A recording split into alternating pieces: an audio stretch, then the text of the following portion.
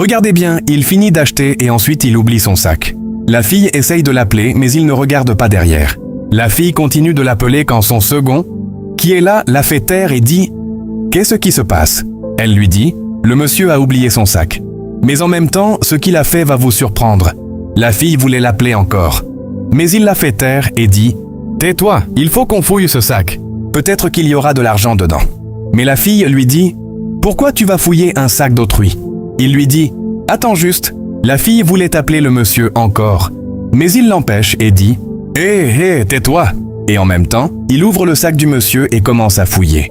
Et voilà, il trouve beaucoup de billets de dollars dans le sac. Il fut vraiment choqué. Ensuite, il fait sortir les billets de dollars en disant « Regarde les billets de dollars. Écoute, Dieu ne donne qu'une seule fois cette opportunité aux gens. Mais je constate finalement que c'est la manière dont Dieu a décidé de nous bénir. Il veut changer notre vie. Il compte l'argent et dit « Regarde ici. Maintenant, il y a 3000 dollars.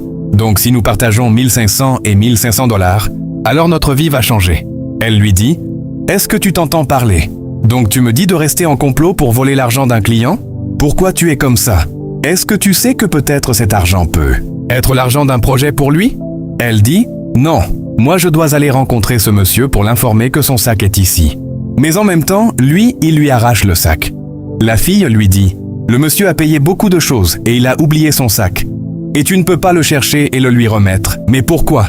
Écoute, il faut avoir de bonnes habitudes pour mieux vivre dans la société. » Ensuite, la fille court dehors, pour aller le chercher quand lui-même est déjà de retour pour réclamer son sac.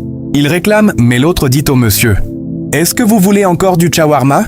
Mais il dit « Non, j'ai perdu mon sac. » Il lui dit qu'il n'y a pas de sac ici. La fille voulait parler, mais il l'arrête. Le monsieur voulait repartir quand la fille lui dit « Non monsieur, attendez, c'est faux. Votre sac est chez lui et je lui ai dit de vous le remettre, mais il a refusé. Mais comme moi je n'ai pas l'habitude de prendre ce qui ne m'appartient pas, j'ai dû dénoncer. » Le monsieur prend le sac et, comme vous le constatez dans la vidéo, ils ont planifié ça afin de tester la fille, car les deux hommes étaient des amis. Et c'est le second cuisinier de la fille qui lui fait comprendre que le monsieur était venu de l'extérieur et qu'il est à la recherche d'une femme avec qui se marier, et comme il est venu ici, il est tombé sur elle.